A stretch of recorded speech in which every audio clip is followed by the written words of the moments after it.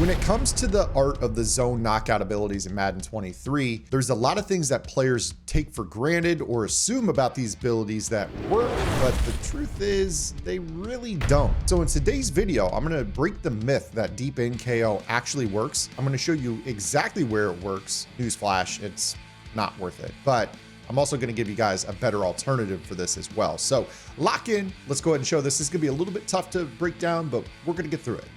Let's get into it. What is up, guys? Zay from Zay Madden YouTube channel, and today we are going to dispel the myth that deep in KO is worth a at all in this game. What's up, guys? Zan here. Just wanted to say, if you're enjoying this video, make sure you guys give it a like, hit that subscribe button. It's absolutely free, and drop a comment below. Could just be an emoji, FTA for the algorithm, a question about the video. Anything will help push this video out to Madden players just like you looking for Madden tips and tutorial content. And if you guys want a little bit more, head over to my strategy website, gridirongameplans.gg. $9.95 per month unlocks the entire website. 8+ offensive and defensive game plans, 125+ vault tips, lab sessions in our private members-only Discord every Wednesday night at 7 p.m. Eastern Time. And you guys get all of that, again, for $9.95, constantly updating the website, keeping you on top of the most popular trends and counters to those trends in competitive Madden. Now back to the video. Now, you guys are going to get a little bit of tape on this today. Most of this video, to be totally honest with you, is a trust me situation. This is something that you're really only going to find out by playing hundreds and hundreds and hundreds of games and just seeing all the scenarios in which this frankly pisses you off because your deep in KO ability does not work. Now, if you guys were to take a look at what the deep in KO says, it effectively basically says in the middle of the field deep, it's going to knock out throws. And the truth is that the zone on the field in which it is designed to knock it out, which is between the numbers, does not actually function correctly at all in this game. If anything, it is the most inconsistent thing I have seen in this game.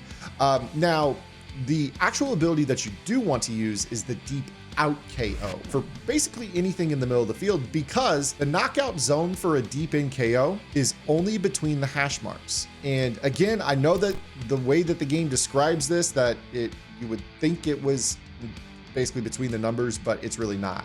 Now, what you're going to see a lot of people say online is, well, mine lights up. I want to go ahead and put this out there. Any KO ability in the game will light up as soon as the quarterback starts his wind up. That is the break on ball portion of the KO. That is an added bonus for any KO. You can have a deep zone KO on a guy sitting in a flat zone, and he's still going to break quickly on the throw. The knockout is according to the area of the field in which you're in, and it's not even assignment specific.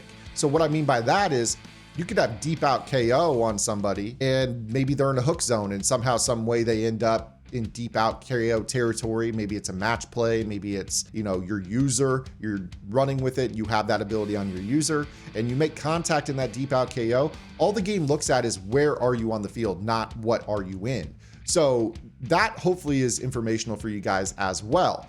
Now, let's go ahead and try to break this down for you guys. I'm going to try to give you guys a good little sample of how this works, trying to show you guys how not important deep in KO is to your defense as a whole, and why you should go ahead and replace any player on your field that has deep in KO if you're expecting those inside KOs with deep out KO.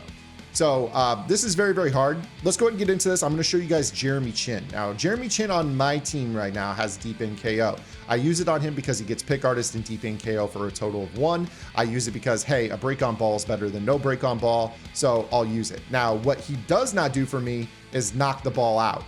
Truthfully, he only gets knockouts 20+ yards downfield in between the hashes. And I'm going to try to illustrate that to you. Again, I've got Jeremy Chin here. For the purpose of this video, I am going to go ahead and kind of let the rush chill. And I'm just going to try to throw seams. You guys know how seams go in this game. So I've got, all these guys. I'm just leaving one-on-one down the middle of the field. Now, you would think that if Jeremy Chin made contact with anybody on the field in between the numbers, so 20+ yards downfield, we're spotted right here on the 25, basically any throw further than the 45-yard line all the way to infinity, in between the numbers, if he makes contact upon the catch point, getting a foot or two down, it should be an automatic knockout, unless that player has deep in elite. It's not. It's not. It's very, very inconsistent. So I'm going to try my best to give you guys a few quality looks at how this actually plays. Again, very hard to replicate in a practice mode setting even, but this is really just something that you're going to have to play through and see yourself, or hopefully trust me and just do what I'm about to tell you in this video.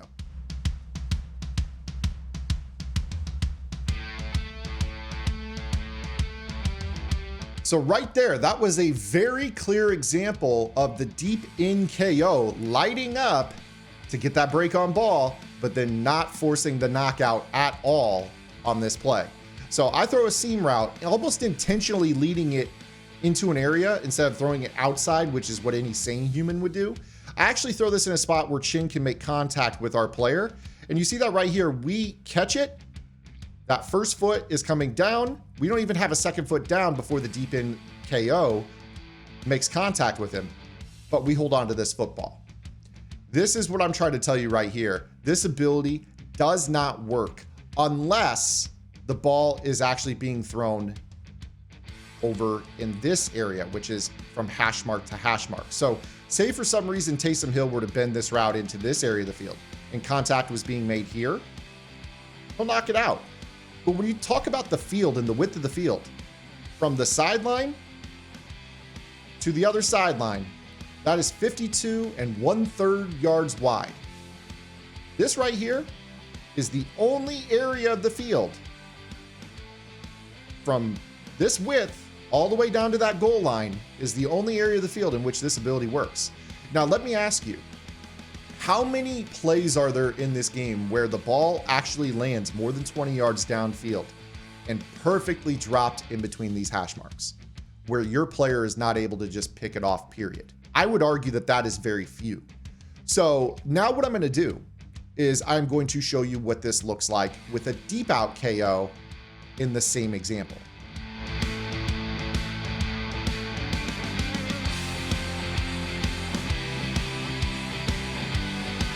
So right there was a perfect example of deep out KO working in an area of the field where we would really expect deep in KO to work. So we take a look at this. This is John Lynch. On my team, he has deep out KO. And with this particular assignment, you see that this is a pretty similar replication of what we just did with Chin with the deep in KO. And yeah, maybe he played it a little bit tighter.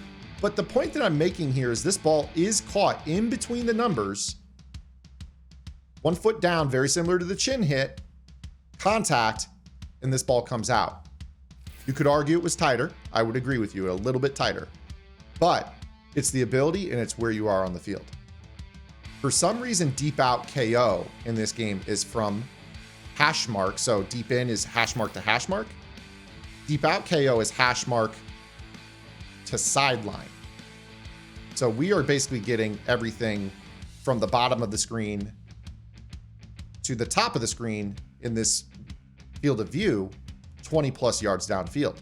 Now, again, we talk about the field being 52 1/3 yards wide. So let me show you guys where this is. Ball spotted on the 25. Basically anything in your frame from the hash mark near the left side of your screen all the way to the sideline on the right side of the screen to infinity, the goal line, or into the end zone, is knockout territory.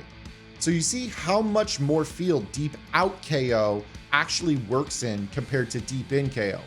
So again, the question I ask you is, how many throws do you have in a game of Madden where the ball is landing in this area of the field? Well, I can think of several. Deep seam routes, deep corner routes, fades, outside pass lead seams like the one we're testing here. There's a lot more throws in this area of the field that are harder to intercept, so you want to knock those out, compared to the functionality of that deep in KO that we just talked about being basically just between the hash marks. And again, those throws are pickable. So you're not really playing for knockouts if the ball's landing 20 plus yards downfield directly in the middle of the field. Those are balls you want to intercept. I would say you want to use knockouts for throws that are harder to get to because your player is out of position and you need that knockout from behind. So again, this is very, very hard for me to show in, several reps, but this is something that I have experienced not only in Madden 23, but something that I have experienced in Madden 22 as well. This was bugged last year as well. So when you have a choice between deep in and deep out KO on an item, the answer is always deep out KO. Always deep out KO. You should fade almost completely deep in KO. So I hope that this video was informational for you guys. If it was, make sure you guys give it a like. If you have any questions, comments, concerns, or complaints, drop those below. And if you guys want more content, head over to my strategy website, gridirongameplans.gg. Otherwise, we will see you guys tomorrow with our next video upload. Until then, this is Zan. Get in the lab, and good luck.